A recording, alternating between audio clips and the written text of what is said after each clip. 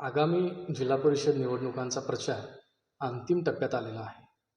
कोरोची जिल्हा परिषद मतदारसंघात सानिका आव्हाडे यांच्या रूपात भाजपने एक युवा पण राजकीय पार्श्वभूमी असलेला एक उमेदवार दिलेला आहे.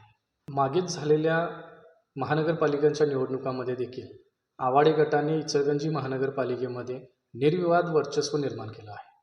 आव्हाडेंच्यासाठी ही लढाई अस्तित्वाची मानली जात आहे. सुरुवातीच्या टप्प्यात सानिकाची उमेदवारी ही घराणेशाही, वारसदार अशा मुद्द्यांनी चर्चेत आली.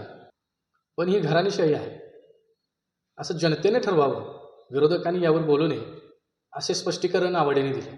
आता मतदारसंघात एक अशी चर्चा होते की सानिकामध्ये जर खरंच राजकीय पोटेन्शियल असेल तर ती स्वतः सिद्ध करेल. त्याकडे बघताना घराणेशाहीचा आरोप करणं हे चुकीचं आहे, अशी एक चर्चा आता मतदारसंघात उपस्थित होती. प्रचाराच्या बाबतीत जर बघितलं गेलं तर संपूर्ण महायुतीची जी ताकद आहे ती आव्हाडेंच्या पाठीमागं आहे.